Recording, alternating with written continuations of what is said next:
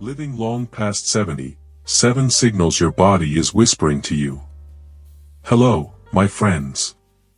I'm a doctor who's been in this line of work for over 30 years, more than half my life spent listening to heartbeats, holding hands, and walking alongside folks just like you as they navigate their later years.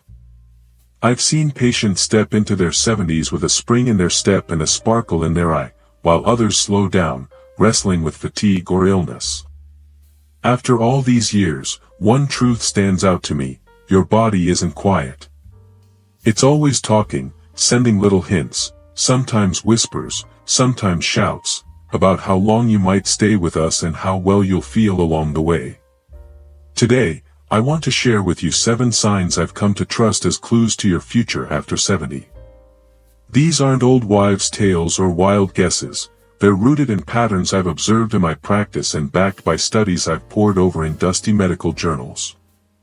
More than that, I'll show you how to tune in to your own body and what you can do to stretch those precious years into a long, vibrant stretch of life.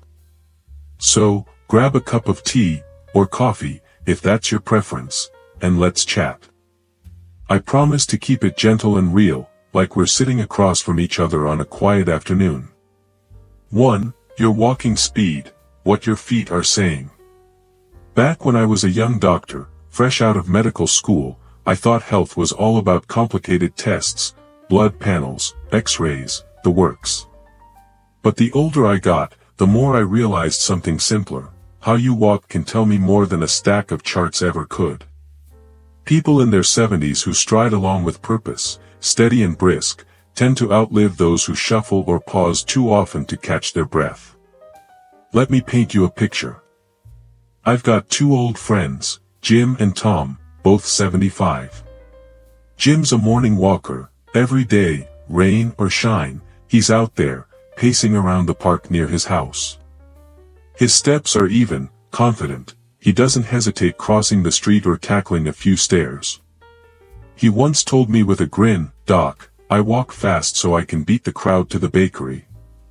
Then there's Tom. He used to be active too, but lately, his pace has dwindled. He leans on a cane now, takes breaks after a few steps, and I can hear the effort in his breathing. It worries me, not just because he's slowing down, but because that slowdown might mean his muscles are weakening, his heart's working harder than it should, or maybe even his nerves aren't firing quite right. Your legs are your lifeline, folks. When they falter, the rest of you feels it. But here's the good news: you can turn it around. If you've noticed your steps getting shorter or slower, don't just shrug and say, "Well, that's age for you." Start small, walk around your living room, then your yard. Maybe try some easy leg lifts while you're watching TV. I tell my patients, keep those feet moving, and they'll carry you further than you think, both in miles and years. 2. Your grip strength, a handshake worth listening to. Ever thought your handshake could say something about your future? In my decades as a doctor, I've shaken a lot of hands, some firm and steady, others frail and trembling, and I've learned it's more than just a greeting. Scientists call it grip strength, and it's one of the clearest windows into your overall vitality. A strong grip means your muscles are holding up, your blood's flowing well, and your nervous system's still sharp. I think of Mrs. Clara, a spry 78-year-old who's been coming to my clinic for years. She grips my hand like she's ready to arm wrestle me, and she laughs, "Doc, I've still got it. I can open any jar in the house." She's stayed active, lifting light weights and hauling her own groceries. Then there's Mr. Ben, also 78. He used to have a solid handshake too, but lately, he's noticed his grip slipping.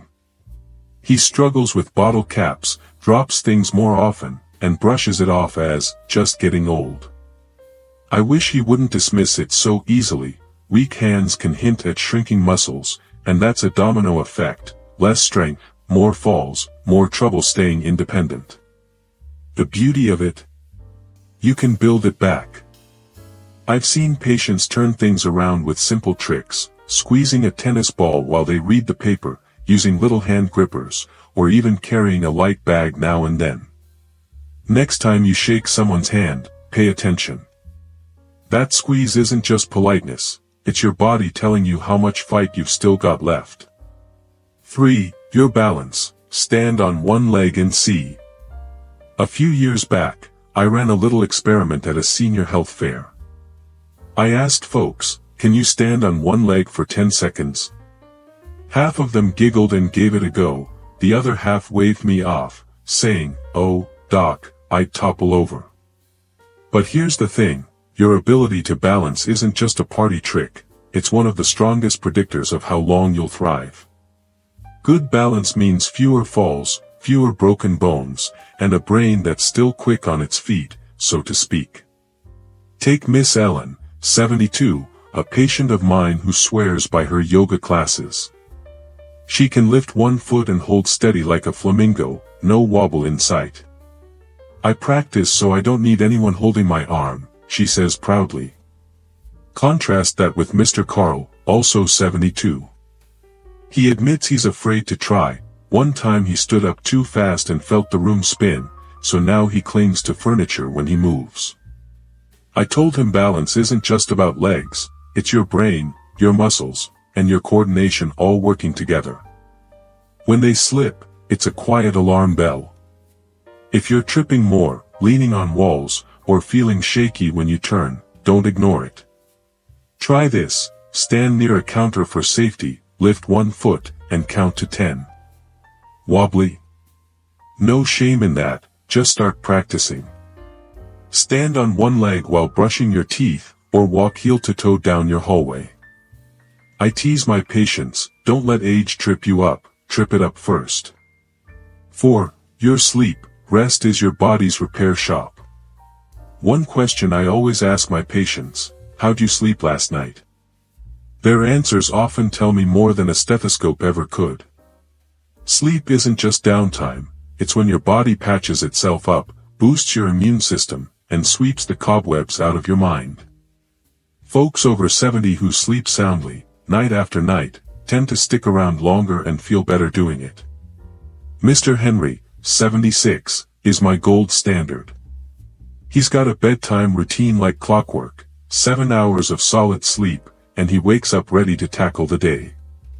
"Doc, I sleep like a log," he brags. Then there's Mrs. Rose, same age, who tosses and turns, waking up bleary-eyed and foggy.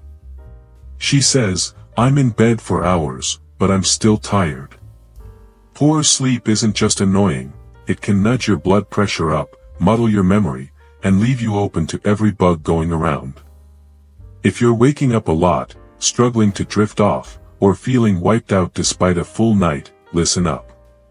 Try cutting screen time before bed, those glowing phones are sleep thieves. Stick to a schedule, catch some morning sun, maybe skip that late night snack. I tell folks, sleep's your free medicine, don't skimp on it. 5. Your eating habits, fueling the years ahead. Food's more than a pleasure, it's the fuel that keeps you running. People who eat well after 70, with a good appetite and a mix of healthy bites, glow with energy. But if your appetite's fading, meals are shrinking, or you're shedding pounds without trying, your body's waving a flag. Mrs. Grace, 74, loves her kitchen. Her plates are a rainbow, greens, fish, a slice of fruit, and she says, "Cooking keeps me young." Meanwhile, Mr. Ed, also 74, has lost his taste for food. He nibbles on crackers, skips breakfast, and wonders why he's so tired. I worry he's not getting what he needs, muscles fade, energy dips, and little problems turn big. Ask yourself, do you enjoy your meals? Are you getting protein, fiber, a bit of good fat? If not, tweak things, add some veggies, sip water all day. Your body's begging for care, so feed it right. 6. Your stress response. Calm is your superpower. Life throws curveballs, always has, always will. But how you catch them matters more than you'd think. Stress that lingers can wear out your heart, sap your immunity, and age you faster than the calendar. Folks who handle it well stay spry and sharp longer. Mr. Sam, 76, is my hero here. Bills pile up, grandkids worry him, but he breathes deep, chats with pals, and lets it roll off. Then there's Mr. Phil, who frets over everything: money, health, the weather. He's tense, sleepless, and it's taking a toll. Stress stirs up inflammation, and that's a root of so many troubles: heart issues, memory slips, you name it.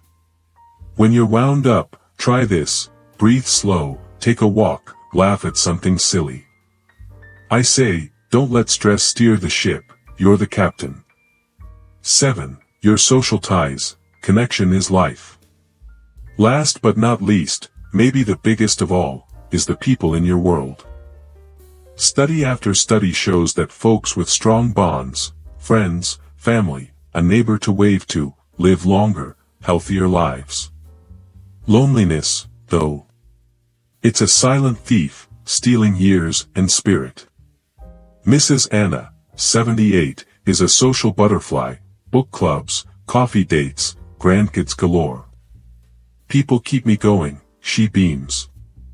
Mr. Joe, though, spends his days alone. He's drifted from old buddies, rarely calls his kids, and I see the light dimming in him. Connection isn't just warm fuzzies, it keeps your brain buzzing, your stress low, your body humming. If you're pulling back, skipping calls, staying in too much, push against it. Ring an old friend, join a group, chat with the mailman. I tell my patients, the ties you tie today are the ropes that lift you tomorrow. Final thoughts: you hold the wheel. After 30+ years patching folks up, I'm convinced of this: your future isn't carved in stone. These signs, your walk, your grip, your balance, sleep, appetite, stress, and circle, are all things you can nudge. Listen to your body.